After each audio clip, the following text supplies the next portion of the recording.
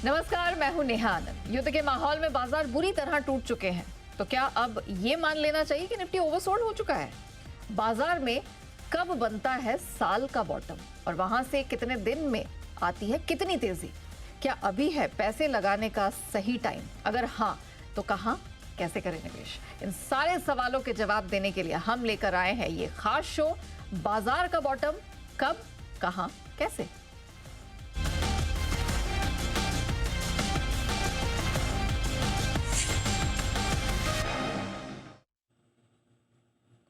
और आपके लिए इस खास शो में बड़ी मशक्कत लगी है और उस पर बात करने के लिए और दमदार रिसर्च के साथ डीप इंसाइट्स रखने के लिए जी बिजनेस के मैनेजिंग एडिटर अनिल सिंह भी हमारे साथ जुड़ चुके हैं। Sir welcome once again. Sir मुझे ये बताइए, हम ये शो आज क्यों कर रहे हैं? देखिए, आपको हमको जितने भी म्यूचुअल फंड्स हैं, बड़े इंस्टीट्यूशंस हैं, बड़े इन्वेस्टर्स हैं और एफआईज है, सबको ये पता है कि युद्ध जैसे माहौल में मार्केट गिरता है। ना पहली बार गिरा है ना आखिरी बार। और सबको ये भी पता है कि जब भी युद्ध खत्म होता है बाजार बढ़ते हैं, तेजी होती है और नए हाइज भी बनते हैं। क्या नहीं पता? ये नहीं पता कि युद्ध जब कब तक चलेगा, उसमें कब तक गिरेगा, रिकवरी आएगी तो कब और किस लेवल से। तो आज इन सवालों के जवाब देने की हम कोशिश करें कि इस तरह की तेज गिरावट के माहौल में बॉटम कब और कैसे बनता है और कहां आपको किस तरीके से किस जगह निवेश करना चाहिए, इसकी कोशिश करेंगे। और इस कोशिश करने के लिए इसको लगभग 1 से 2 हफ्ते का समय लगा। जब से युद्ध की शुरुआत हुई हमने तब से इस पर रिसर्च शुरू कर दी। लेकिन हम इंतज़ार भी इस बात का कर रहे थे कि एक पर्टिकुलर लेवल पे आ जाए जहाँ पे हम कुछ डेटा क्रंचिंग को बेहतर कर सकें और उसके बाद रिसर्च रखें। और नेहा, सबसे बड़ी बात जो मैं कहना चाहता हूँ इस शो को लेकर कि हमने सिर्फ एक फॉर्मूला नहीं लगाया रिसर्च का, बॉटम का। हमने 4 फॉर्मूला लगाए और 4 बिल्कुल अलग अलग अनरिलेटेड फॉर्मूला है, ताकि आपको एक कन्विक्शन हो सके कि डेटा पर कितना भरोसा करना है। फॉर एग्जाम्पल 4 किस तरह के अलग अलग तरीके हैं जिनके बेसिस पर हमने ये रिसर्च की है। नंबर 1, समय के हिसाब से, टाइम के हिसाब से। साल में 12 महीने हैं, 12 महीने में साल के किस समय टॉप बनता है और किस समय बॉटम बनता था। आप सोचेंगे अरे ये तो हमने कभी सोचा ही नहीं। कोई बात नहीं सोचा, आज सोच के नहीं, देख के समझिए कि कब बनता है। 26 साल की एक हमने रिसर्च निकाली है। 26 साल, पिछले 26 साल, मतलब 2001 से लेकर अब तक कि 17 महीनों का समय। आप सोचेंगे 17 महीने कहाँ से आए? 17 महीनों का एक समय होता है, पीरियड होता है। ये 17 महीने ऐसे होते हैं जब बाजार को, आपको, इन्वेस्टर को बड़ा रुलाते हैं, टाइम पास होता है, पैसे नहीं बनते हैं, एकदम कुछ नहीं होता। और उसके बाद बाजार क्या करता है? इस बार भी 17 महीने हो चुके हैं, तो 17 महीने के बाद बाजार क्या करने वाला है, ये एक इंटरेस्टिंग रिसर्च है। तीसरी रिसर्च जो है इसमें कि 2022 से लेकर अब तक की हमने लिए कि बार बार बाजार ओवरसोल्ड होता है तकनीकी चार्ट्स पर। बार बार जब ओवरसोल्ड होता है उसके बाद बाजार का मूड, माहौल और मूव कैसा रहता है, इसकी भी हमने रिसर्च की है। 2022 से इसलिए कि 2022 के पहले ओवरसोल्ड एक ही बार हुआ था, वो 2020 में जब कोविड का समय था, वो एक्सेप्शनल था, उसको हटाकर। और सबसे बड़ी बात जो इस वक्त आपको परेशान करी, युद्ध, वॉर को लेकर, कि युद्ध के समय, युद्ध के बाद किस तरह के रहते हैं बाजार, युद्ध के 6 महीने, 12 महीने, 3 साल बाद बाजार कैसे बिहेव करते हैं, इसको लेकर ये 4 पैमानों पर हमने रिसर्च रखी है। क्या बात है, 4 अलग अलग पैरामीटर्स, ताकि आपको बिल्कुल क्लैरिटी मिल जाए। सर सीधे let's just dive in.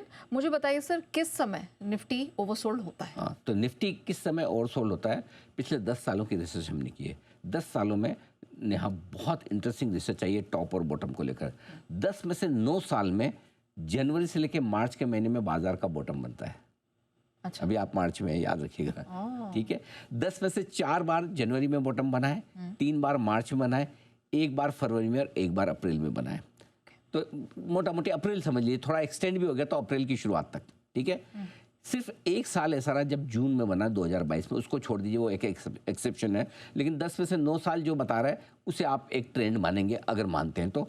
Exception किसी भी साल में हो सकता है, पिछली बार 2022 में, तो 10 में से 9 साल ये वो समय है जब निफ्टी ओवरसोल्ड हो जाता है और निफ्टी बॉटम बनाता है साल के समय में। और टॉप को बनाता है, टॉप में आप देखिए 10 में से 9 साल ऐसे हुए हैं जब सितंबर से लेकर दिसंबर के समय में टॉप बनता है। सो अगर आप 4 महीने का पीरियड लें तो सितंबर से दिसंबर, और जनवरी से अप्रैल बॉटम बनने का समय, सितंबर से दिसंबर टॉप बनने का समय। इसमें भी मजे की बात देखिए नेहा, 10 में से 6 बार टॉप जो बनाया वो दिसंबर में बनाया। क्या बात है। तो दिसंबर का महीना तो ऐसा है कि बेचने के लिए परफेक्ट है। 2 बार आपका टॉप बना है सितंबर में, 1 बार अक्टूबर में। सिर्फ एक ही बार 2018 में ऐसा हुआ था जब अगस्त में टॉप बना। सो एक एक बार का एक्सेप्शन छोड़ दें तो आपके टॉप और बॉटम बनने का समय ये बिल्कुल सही है, परफेक्ट है, ओके करेक्ट। अब इसके बेसिस पे आपको क्या डिसीजन लेना है, अगर आप टाइम के हिसाब से डिसीजन ले रहे हैं कि आप पैसा लगाने का अभी सही समय है क्या, एग्जैक्टली ये आप जाना अगला ही सवाल था, ये राइट। था। तो अब पैसा लगाने का सही समय है क्या, रिसर्च साफ कहती है कि मार्च, जनवरी, फरवरी, मार्च और ज़्यादा से ज़्यादा अप्रैल तक ये आप खरीदारी करने का समय है। और स्पेशली जब मार्च के आसपास या अप्रैल की शुरुआत में मार्केट बॉटम लेवल के आसपास और लोएस्ट लेवल के आसपास हो तो खरीदने की रिस्क काफ़ी कम हो जाती है। ओके तीसरी चीज़, इस साल का टॉप क्या बनाया निफ्टी का, 26,373 जो लाइफ हाई है, करेक्ट। वहाँ से 16 मार्च तक निफ्टी गटगटाकर आपका आ गया है 22,955, कितना 13% टूट चुका है, 3418 पॉइंट, 3418 पॉइंट, राइट। पिछले 10 सालों में मार्च के बॉटम से लेकर दिसंबर के हाई तक, मतलब पहले 3-4 महीनों में जो बॉटम बनता है, साल के अंत में जो हाई बनता है, उसमें तगड़ी तेजी आती है, तेजी नहीं तगड़ी तेजी आती है। कितनी आती है मैं बताता हूँ, एवरेज 23% बढ़ता है निफ्टी, वाह बॉटम से टॉप तक एवरेज 23। सिर्फ 2020 को छोड़ दिए, मैं वो बताऊंगा क्यों। और रेंज जो तेजी की बनी है, मिनिमम 16%, मैक्सिमम 37%, एवरेज निकल कर आई 23%। 2020 को हमने क्यों छोड़ा, क्योंकि 2020 में मार्केट घटा भी बहुत जोर से था, पहले 3 महीने में, तब भी मार्च में ही बॉटम बना था, घटा बहुत जोर से था और बढ़ा भी 87% था, वो एक्सेप्शनल था कोविड की वजह से, तो उसको हमने हटा दिया। दोनों ही लो, बॉटम और टॉप दोनों एक्सेप्शनल थे, उसको हटा दिया। तो सीधी सीधी बात यह है कि मार्केट ये बता रहा है, समय के हिसाब से अगर आप देखें तो निवेश का सही समय है अभी। सितंबर और दिसंबर में जब आएगा प्रॉफिट बुकिंग करेंगे, ये ठीक उसी तरह से जब हमने आपको बताया भी था कि जब 26,200 26,400 का जब लेवल था, तब आपको प्रॉफिट बुकिंग करनी चाहिए, निवेश नहीं करना चाहिए। जब नीचे का लेवल आए तब निवेश करिए। तो आप इन्वेस्टर की तरह अगर मार्केट को देख रहे हैं तो टॉप पे आपको पैसा लगाना है और बॉटम पे, तो टॉप पे आपको प्रॉफिट बुक करना है और बॉटम पर पैसा लगाना है। बिल्कुल सर, मेरे सवाल कुछ और भी हैं, लेकिन मैं एक बार दर्शकों को याद दिलाना चाहती हूँ कि जो लाइफ हाई पर हमने सबसे पहले निफ्टी का टॉप पकड़ा था, साफ साफ कहा था कि 26,400 के पार निकलना मुश्किल है, और ट्रेड डील के ऐलान के बाद निफ्टी पर सबसे बोल्ड राय जी बिजनेस की आई थी। 26,400 निफ्टी के लिए है माउंट एवरेस्ट। क्यों है, पिछले 16 महीनों में नेहा जी 3 बार निफ्टी पहुंचा है 26,275, 26,375 की रेंज। कहने का मतलब यह है कि 26,275, 26,375 या 26,200 के आसपास आने के बाद से निफ्टी अटकता है।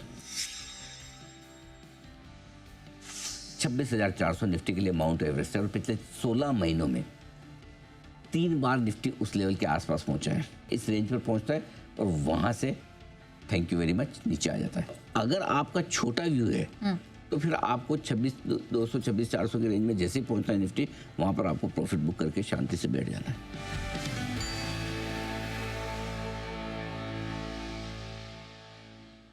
ओके अब पैरामीटर नंबर 2 की तरफ जाते हैं हम। सर, आपने एक फॉर्मूला बताया था 26 साल की एक रिसर्च वाला, 17 महीना बिना रिटर्न के बाद निफ्टी की चाल, सर इसके बारे में बताइए। बिल्कुल, मैं बताता हूँ। और ये जो आपके सामने टेबल आ रही है, बॉटम से टॉप तक की रिटर्न की टेबल है। 2016 से लेकर 2025 तक हर साल का कब बॉटम बना है डेट के साथ आपके सामने है। करेक्ट। और टॉप कब बना वो भी डेट के साथ है, आप क्रॉस वेरीफाई कर सकते हैं कितने रिटर्न आए। सबसे कम रिटर्न यहाँ 16% आया है 2019 में, सबसे ज़्यादा 2020 में 87% आया, जिसको मैंने एक्सेप्शन करके हटा दिया है। अब आइए 17 महीने की रिसर्च नंबर 2। 17 महीनों में आपके सामने टेबल आ रही है। अब ये टेबल आपके सामने जुलाई 2001 से हमने शुरू किया दिसंबर 2002 तक, ठीक है, ये 17 महीने।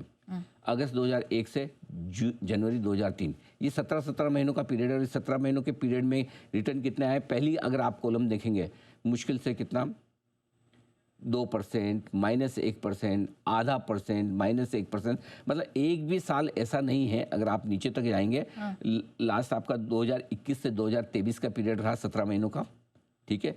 अगर आप देखेंगे तो किसी भी साल में ऊपर 1% से ज़्यादा रिटर्न नहीं आया, नीचे में 2% से ज़्यादा नहीं घटे। अधिकतर तो नेगेटिव ही दिख रहा है। हाँ, और अभी हम जो चल रहे हैं आखिर में है 30 सितंबर वाला है। 30 सितंबर से 2024 से अभी जो समय चल रहा है 30 सितंबर 2024 से 27 फरवरी 2026 तक 17 महीने हो गए, एग्जैक्ट 17 महीने हो गए। और ये 17 महीने में 30 सितंबर से लेकर अब तक नया हम 2.5% घटे हैं। बिल्कुल परफेक्ट डेटा जा रहे हैं। पहली स्क्रीन अगर आप पहली कॉलम देखेंगे लाल रंग वाली तो बिल्कुल भैया। अब आइए दूसरी तीसरी वो काम की है। अगले 12 महीनों में क्या हुआ, अगले 36 महीनों में क्या हुआ, इसके लिए मैं आपको बताता हूँ। नंबर 1, 2001 से लेकर 2026 तक की ये रिसर्च बेहद इंटरेस्टिंग है। 26 सालों में 13 बार ऐसा हुआ है, यानी कि हर 2 साल में एक बार हो जाता है, जब निफ्टी ने 17 महीनों तक कुछ नहीं किया, न गिरा न बढ़ा। इन बीच में ऊपर नीचे हुए होंगे, लेकिन नेट आपको रिटर्न कुछ भी नहीं मिला, यानी कि +1% से -2.5% की रेंज में निफ्टी रहा है। लेकिन उसके बाद जो निफ्टी कमाल करता है वो देखने और समझने लायक है।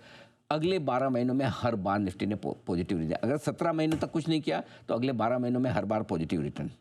ठीक है, सिर्फ 2 बार सिंगल डिजिट रिटर्न आया 12 महीनों में, बाकी 11 बार 12% से लेकर 81% तक के रिटर्न आए हैं। 81% तक के भी आए हैं। ठीक है, अब आइए 36 महीनों के। चलो आप लॉन्ग टर्म इन्वेस्टर हैं, 3 साल का व्यू लेते हैं। 3 साल में हर बार पॉजिटिव रिटर्न दिया है। 1 साल में भी पॉजिटिव है, 3 साल में भी पॉजिटिव है। सिर्फ 2 बार ऐसा हुआ जब 3 साल में 13% 12% का रिटर्न आया है, बाकी 11 बार 39% से 248% तक का रिटर्न है। 40% से 248%, सोचिए इतना रिटर्न आया। एवरेज रिटर्न 75% है निफ्टी का। आप सोचिए ये है, मतलब आप 12 महीनों का एवरेज रिटर्न लेंगे 30% है, अगर 3 साल का एवरेज रिटर्न लेंगे 75%, मिनिमम 40 भी माने तब भी आपका निफ्टी 40% 3 साल में बढ़ सकता है, और 75% एवरेज रिटर्न दिए, ये देखिए। और इस बार ये सितंबर 2024 से लेकर फरवरी 2026, पिछले महीने तक एग्जैक्ट 17 महीने पूरे हो चुके हैं। ठीक है, और इस 17 महीनों में 2.5% टूटा है निफ्टी। पूरी संभावना है कि अगले 12 महीने में पॉजिटिव रिटर्न रहे, अगले 36 महीने में पॉजिटिव रिटर्न रहे। अब तक तो कभी ऐसा हुआ नहीं, अब इस बार हो तो पता नहीं, एक्सेप्शन, बट पूरी चांस ये है कि पॉजिटिव रिटर्न बनेंगे और अच्छे खासे बनेंगे। ये सेकंड रिसर्च। तो ये आपकी सेकंड रिसर्च, सेकंड फॉर्मूला भी सर बिल्कुल फिट बैठ रहा है। अब मैं थर्ड फॉर्मूला समझना चाहूंगी, जहां आपने कहा कि 2022 के बाद हर बार ओवरसोल्ड होने के बाद बाजार में बड़ा मूव दिखा है। बिल्कुल, अब ये रिसर्च है उन लोगों के लिए जो टेक्निकल रिसर्च को फॉलो करते हैं। अच्छा। और हम बाजार की मजबूती और कमजोरी पर एक बेट लेते हैं कि बाजार बहुत ज़्यादा कमज़ोर हो गया तो रिकवर करेगा, बहुत ज़्यादा मजबूत हो गया तो गिरेगा। इसको ओवरसोल्ड ओवरबॉट वाली पोजीशन में था। तो अब चूंकि नीचे है तो क्या बाजार ओवरसोल्ड, निफ्टी ओवरसोल्ड हो चुका है। अब ये 2022 से मैंने रिसर्च ली है। 2020 की इसलिए नहीं ली कि वो कोविड वाला एक्सेप्शनल केस था। 2022 से अब तक 7 बार ऐसा हुआ है जब निफ्टी का RSI 30 के नीचे आया। रिलेटिव स्ट्रेंथ इंडेक्स RSI 30 के नीचे आया, और जैसे RSI 30 के नीचे आता है निफ्टी ओवरसोल्ड होना शुरू करता है। ठीक है, आमतौर पर 26 से 30 की रेंज में निफ्टी कहीं ना कहीं ओवरसोल्ड हो जाता है और वहाँ से रिकवर करने की कोशिश करता है। सिर्फ एक बार मार्च 2025 में ऐसा हुआ था जब RSI 30 के नीचे घटते घटते 21 तक भी पहुंचा है। सिर्फ एक बार, नहीं तो 26 से नीचे नहीं जाता। ठीक है, 7 में से 6 बार, 7 बार ऐसा हुआ, 7 में से 6 बार ऐसा हुआ कि ओवरसोल्ड होने के बाद तगड़ी रिकवरी आई है मार्केट में। रिकवरी नहीं आई है, तगड़ी रिकवरी आई है, तगड़ी रिकवरी आई है। और रिकवरी कितने टाइम में आई है? 2 हफ्ते से लेकर 2 महीने के भीतर ही। टाइम भी ज़्यादा नहीं लगा है, सिर्फ 2 हफ्ते से 2 महीने में। और कितनी आई है नेहा? 5.5% से लेकर 18% तक की रिकवरी निफ्टी में। निफ्टी में 2 हफ्ते से 2 महीने में, 2 महीने में अगर 18% बढ़े और 2 हफ्ते में 5.5% बढ़े, किसी हिसाब से कम नहीं होता। सिर्फ एक बार अक्टूबर 2024 एक्सेप्शन था। एक्सेप्शन भी बताना जरूरी था कि आपको ध्यान रहे, कभी भी एक्सेप्शन हो सकता है। एक्सेप्शन 2024 में जब RSI 30 के नीचे गया, लेकिन उसके बावजूद निफ्टी बढ़ा नहीं, 4.5% और टूटा था। अच्छा, और टूटा था ये एक, और उसके बाद रिकवरी कोई ढंग की नहीं है। अब की बार क्या? Let's see the current scenario. अभी 9 मार्च को पहली बार RSI 30 के नीचे आया और वो आया 28 पर। 9 मार्च को अपने को पता होगा, आपको जोर से गिरे थे हम। ठीक है, तब RSI टूट कर 28 पे आया। 13 मार्च तक हम और गिरे, RSI आ गया 24 पर। 2022 से एक ही बार 24 के नीचे RSI गया 21 पे। ये अब वापस, तो इसका मतलब 13 मार्च को काफ़ी और ओवरसोल्ड हुए। 9 मार्च को हम 8वीं बार ओवरसोल्ड जोन में आए हैं। अब देखना है कि 8वीं बार ओवरसोल्ड जोन में आने के बाद थोड़ा और घटकर हम 24 के RSI पे आ गए। क्या यहाँ से निफ्टी और RSI दोनों रिकवर होते हैं या नहीं? RSI ने रिकवरी के संकेत दे दिए, निफ्टी भी शायद देगा, और देखना है कि किन लेवल से रिकवरी आ जाती है। बट पूरे चांस ये है, जो अब तक की हिस्ट्री बता रही है, 2 हफ्ते से लेकर 2 महीने के भीतर निफ्टी में RSI ओवरसोल्ड होते ही रिकवरी आती है। एक एक्सेप्शन है, उम्मीद करता हूँ कि ये दूसरा नहीं होगा एक्सेप्शन। ये आपके लिए रिसर्च तीसरी वाली। और अब आप देखते हैं 24 का RSI बना है आपका 9 मार्च का। ये डेटा आपके सामने, लेट्स सी। बॉटम 22,955 का 16 मार्च का है, कल का जो बना है। अब यहाँ से अब देखते हैं 5 दिन में 3% और घटा है 30 के RSI के नीचे।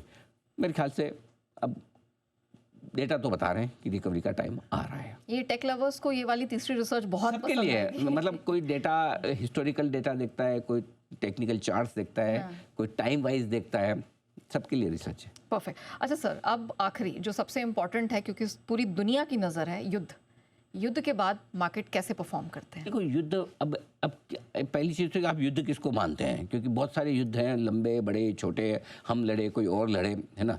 तो मैंने वो युद्ध लिए हैं जो एक तो थोड़े ठीक ठाक से साइज में Okay. और दूसरा वो कि जिनका कच्चे तेल पर इम्पैक्ट आता है, क्योंकि हमारे लिए युद्ध से मतलब ज़्यादा कच्चे तेल से रिलेटेड है। अगर कच्चा तेल और युद्ध भी ऐसे कि जो एक आध दिन वाले नहीं, जैसे नॉर्थ कोरिया ने बैलिस्टिक मिसाइल छोड़ दी, वो एक ही दिन छोड़ी, उसको मैं युद्ध नहीं मानता।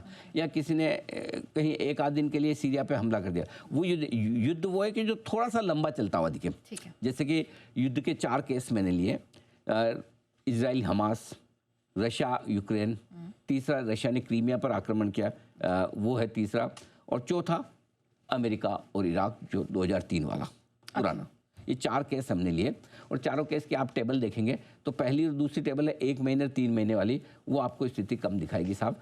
आपको देखनी 6 महीने और 12 महीने वाली टेबल, और आप देखेंगे युद्ध के बाद जिस दिन युद्ध शुरू हुआ वो डेट दी हुई है 7 अक्टूबर 2023, 24 फरवरी 2022, और आप देखिए 4 में से 3 युद्ध है ना फरवरी मार्च में ही शुरू हुए। इसीलिए जितनी समस्याएं आती है ना मार्केट में, मैक्सिमम जनवरी फरवरी मार्च में आती है। 2008 का लेमन क्राइसिस देख लिए, कोविड देख लीजिए, सब बड़े संकट इसी 3 महीने में आते हैं और वहीं पे बॉटम बनता है। आप देखो 4 बड़े युद्ध में से 3 युद्ध कब हुए आपके सामने, करेक्ट। सो अब आइए इसकी रिसर्च क्या है। 2001 से लेकर 2023 के बीच में 4 बड़े और 4 छोटे युद्ध हुए हैं, जियोपॉलिटिकल टेंशन। 4 छोटों को मैंने अलग छोड़ दिया। चारों बड़े युद्ध के बाद बाजार गिरकर संभल गए और चारों युद्ध शुरू होने के बाद 6 से 12 महीने के बाद निफ्टी ने हमेशा पॉजिटिव रिटर्न दिए। हमेशा 6 महीने में 8% से लेकर 30% तक के रिटर्न आए, वहीं 12 महीनों में 7.5% से लेकर 68% तक के रिटर्न आए। अब देख लीजिए ये आपके लिए Okay. चारों रिसर्च आपको ये कह रही है कि कहीं न कहीं बाजार बॉटम बनाने की कोशिश करता हुआ दिख रहा है। ओके सर, ये तो हम बॉटम बनाने के क्या क्या संकेत हैं, आपने 4 बड़े बेहतरीन रिसर्चेस दिखाए, लेकिन अगर मुझे बताइए कि बॉटम ना बने तो उसका रिस्क क्या है? देखो ऑफ कोर्स रिस्क है, इसमें कोई डाउट नहीं है, और हमेशा जरूरी नहीं कि रिसर्च जो कहे, क्योंकि हर रिसर्च में एक्सेप्शन होते हैं। ये चारों रिसर्च फेवरेबल होने के बावजूद बॉटम नहीं बनेगा, इसकी रिस्क क्या है ये बहुत ध्यान से समझने की जरूरत है। पहली चीज़ हो तेजी हो या मंदी हो, सबसे बड़ी रिस्क इस बाजार में बॉटम नहीं बनने की युद्ध नहीं है और कुछ भी नहीं है, एफआईज है। एफआईज को हर अच्छी और बुरी खबर सब पे बेचना है।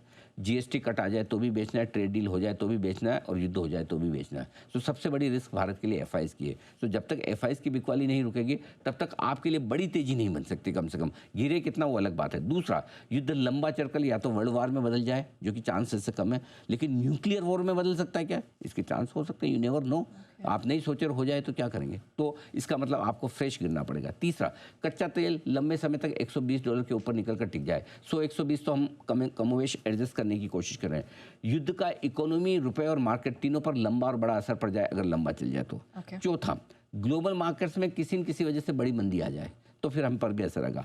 पांचवा, ये पांचवा। और छठा, मार्केट में हमेशा लिक्विडिटी की समस्या रही है। मार्च का महीना है ये सा, जैसे मार्च आता है सबको मार्जिन फंडिंग की पोजीशन कम करनी होती है, ब्रोकर्स कम करते हैं, ओवरनाइट पोजीशंस धीमे धीमे, तो इस समय लिक्विडिटी हमेशा टाइट रहती है। और इसीलिए हो सकता है मार्च का महीना कई बार बॉटम इसीलिए ज़्यादा बनाता है क्योंकि अप्रैल में फिर से लौटते हैं लोग। तो हो सकता है आपको मार्च मुश्किल से निकालना पड़े, 10-15 दिन जो भी बचे हो, अप्रैल में फर्स्ट वीक से उसके बाद धीमे धीमे ठीक होता दिखे।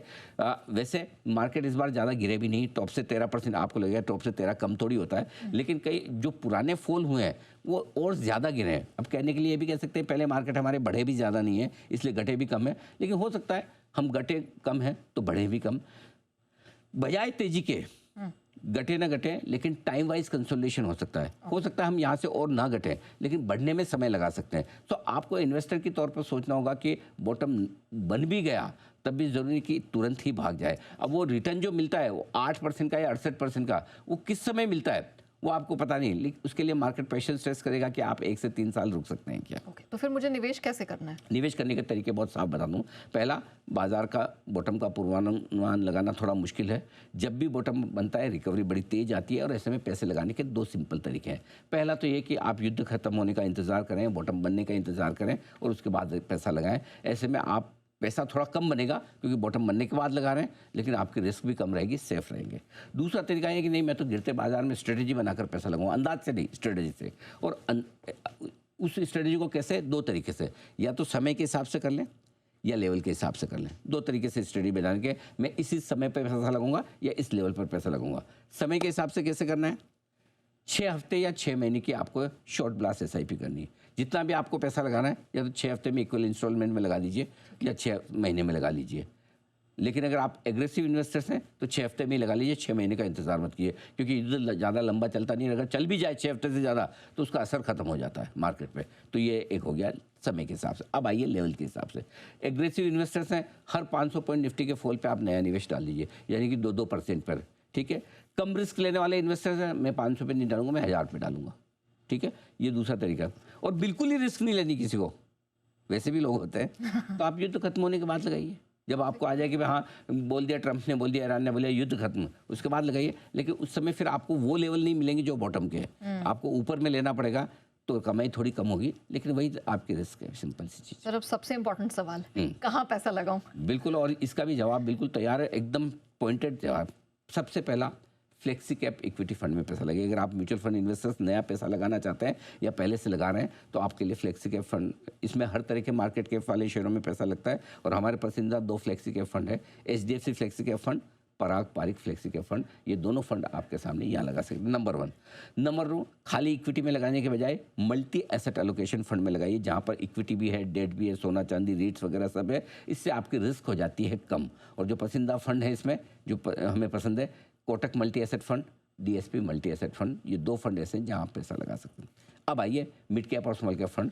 अब कम रिस्क लेनी है तो मिड कैप में लगाइए, थोड़ी सी ज़्यादा रिस्क लेनी है तो स्मॉल कैप में लगाइए। हाँ, ये दोनों ही फंड लार्ज कैप के मुकाबले में थोड़ी सी रिस्क की ज़्यादा है। स्मॉल कैप इंडेक्स अपने लाइफ हाई से 25% नीचे है, इसलिए वहाँ रिस्क रिवॉर्ड रेशियो फेवरेबल है। इन्वेस्को मिड कैप फंड और HDFC mid cap fund, 2 mid cap fund में पैसा लगा सकते हैं। और स्मॉल कैप में लगाना है तो बंधन small cap fund, Invesco small cap fund, दोनों में आप लगा सकते हैं। और हाल ही में अबेकस का नया फंड आया है, आप चाहें तो वहाँ भी लगा सकते हैं। अब आइए आखिर में, अगर आपको सेक्टर रोल प्ले करना है तो सेक्टर फंड में हमें पावर, फार्मा और बैंक, ये रिकवरी में रहेंगे आगे। तो पावर सेक्टर के फंड्स में आप पैसा लगा सकते हैं। ICICI pru energy opportunities fund है, SBI का भी एक पावर फंड है, SBI एनर्जी फंड, यहाँ पर आप पैसा लगाने की सोच सकते हैं। तो ये पावर फंड है। अगर आपको पावर सेक्टर में लगता है कि गर्मियाँ भी ज़्यादा है, हीट वेव है, पावर की डिमांड बढ़ रही है युद्ध वगैरह की वजह से। दूसरा है फार्मा, जो सदाबहार सेक्टर है। अब लोग एसेट लाइट से एसेट हैवी बिजनेसेस में जा रहे हैं। Nippon India pharma fund, SBI health care opportunities fund है, वो लगा सकते हैं। और सीधा सीधा किसी को शेयर खरीदना है तो उन शेयरों में पैसा लगाइए जब युद्ध खत्म हो, तो जो युद्ध की वजह से घटे हैं या जो कच्चा तेल बढ़ने की वजह से घटे हैं, जैसे कि युद्ध की वजह से कोई अदानी पोर्ट घट रहा है, कोई LNT घट रहा है, कोई HPPP IOC घट रहे हैं। अब वो कौन कितना ज़्यादा घटा है वो उस समय आपको डिसाइड लेना पड़ेगा, और तब आप उन बड़े ब्लू चिप निफ्टी और लार्ज के फंड स्टॉक्स में पैसा लगाइए जब युद्ध खत्म होने के संकेत आए। सबको पता है कि युद्ध खत्म होने के बाद ये शेयर वापस तेज़ी से दौड़ेंगे, चाहे फिर वो बैंक्स हो या फिर क्रूड और युद्ध से पिटे हुए शेयर, वहाँ पर आपको पैसा लगाना चाहिए। तो आपको मैंने पूरी डिटेल रिसर्च रख दी। Sir thank you so much इतनी कमाल की रिसर्च रखने के लिए। और मुझे इस रिसर्च की सबसे अच्छी बात ये लगी कि आपने कोई एक पैरामीटर नहीं चुना है, 1 2 3 4, ताकि हर तरह के जो हमारे बाजार में व्यूअर्स हैं, चाहे ट्रेडर हो, निवेशक हो, जो फंडामेंटल को समझते हैं, जो एक ही आखिरी बात मैं कहना चाहता हूँ कि ये पूरी रिसर्च इन्वेस्टर्स के लिए, ट्रेडर्स के लिए, ट्रेडर्स को ट्रेंड के साथ चलना होता है। इन्वेस्टर्स को हमने 26,000 के ऊपर बेचने की भी राय दी थी, अब 23,000 के आसपास के नीचे धीमे धीमे पैसा लगाने की भी राय दे रहे हैं। अगर ट्रेडर हैं तो आपको रोज का मार्केट देकर ट्रेड करना है, लेकिन इन्वेस्टर का पैसा तभी बनेगा जब गिरते बाजार में पैसा लगाए और मजबूत बाजार में बेचे कॉन्ट्रैक्ट को लेकर। जो ऊपर आपने एग्जिट अगर प्रॉपर किया है, अब एंट्री करने का समय बाजार आपको दे रहा है। बिल्कुल, निवेशकों के सारे सवालों के जवाब हमने यहाँ पर रखने का प्रयास किया है। मैं हमारे दर्शकों से अनुरोध करूंगा कि उन्हें रिसर्च कैसी लगी, आप अपने सुझाव, अपने ऑब्जर्वेशंस लिख के भेजिए, और अगर इसमें कहीं कोई और इम्प्रूवमेंट करना है तो वो भी बताएं। हम आगे शो में और बेहतर और डीप रिसर्च करने की कोशिश भी करेंगे, तो आपके सुझावों का भी स्वागत है, सोशल मीडिया पे भेजिए हमें। बिल्कुल sir, thank you so much once again आपके समय के लिए, और दर्शकों का भी बहुत शुक्रिया जो लगातार हमें अच्छे सजेशंस और रिकमेंडेशंस भेजते रखते हैं। इसी के साथ हमें दीजिए इजाज़त, नमस्कार।